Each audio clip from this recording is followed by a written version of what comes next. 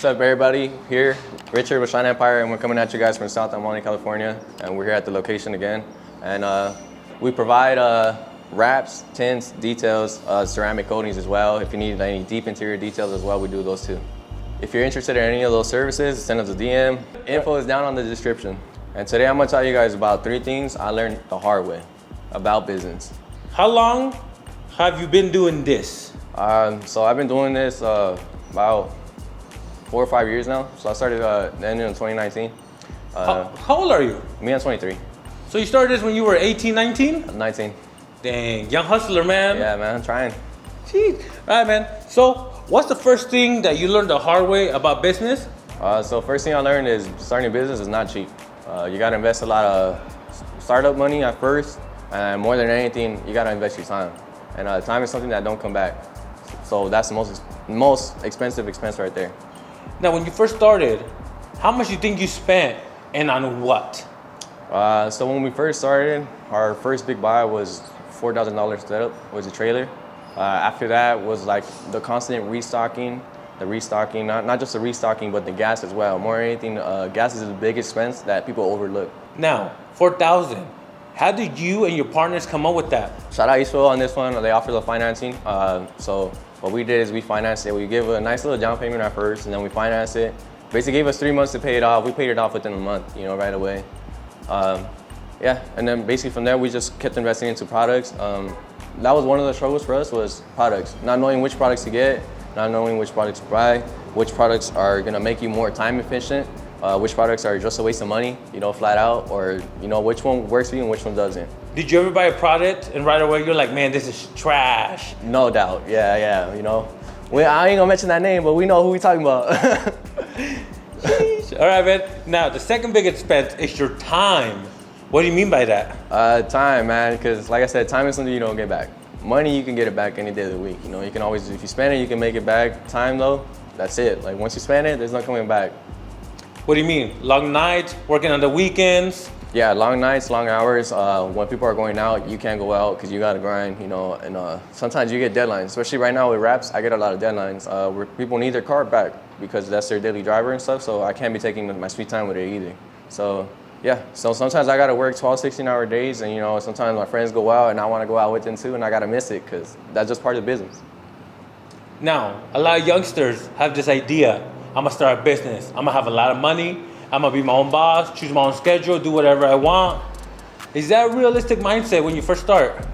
So it could be, but when it all works out, that's what people seem to be skipping, man, is the process, the journey of it. So at first, you ain't gonna have no time, you ain't gonna make your own hours, like your clients make your hours.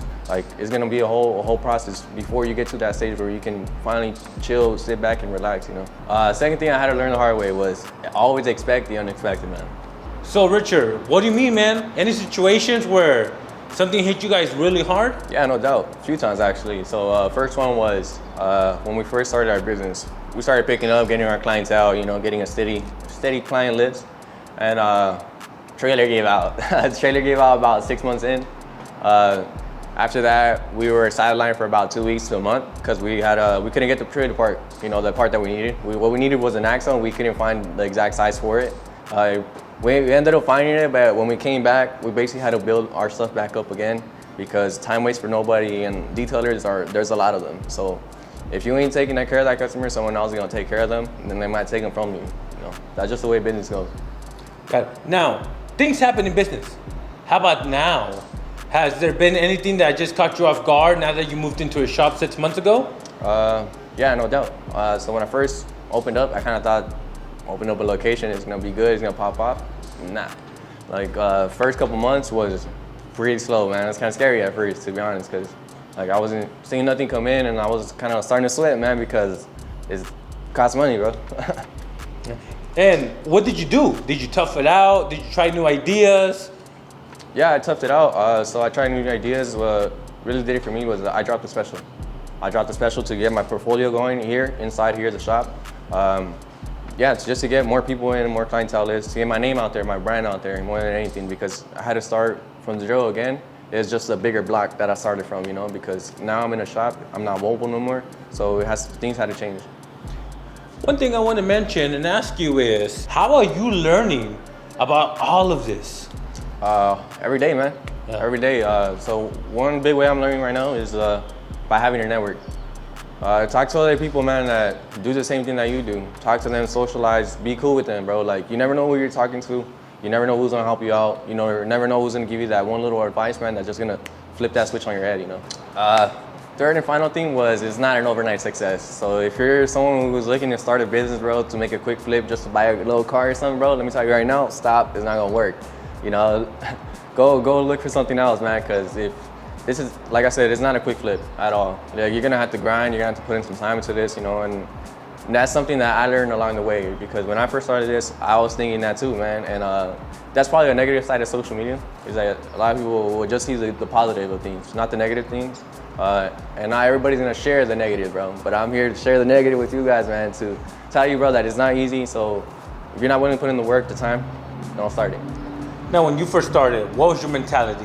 When I first started was, I need to get to the money, man. I need to build a brand. Eventually it turned from that to me loving the craft even more. So I started like trying to perfect my craft. Once I started doing that, worrying a little less about the money and more about the brand, the image, like, you know, everything behind me, basically, like, that's when things really started to change. And right now, you're actually not building a detailing business, you're trying to build a brand. Mm-hmm. Tell us about it. Why and what does the brand mean to customers? So wraps, like details, all that, I feel like you gotta have a hype behind you, because like a hype is your brand, your image. People gotta wanna say like, hey, I wanna go get my car done by that guy, because I've heard he's good and I've seen the work he's done, and you know, he represents like what he does. So that's more than anything, that's what it is for me. Another thing too is like, you have a brand, you have a connection with people. And that's a major thing right there, is people need to be able to connect to your brand and everything. Hey, but let me know, what was one thing you learned the hard way on the comments down below. And if you want to keep following my journey and help me take this to the next level, give a comment, likes, and subscribe.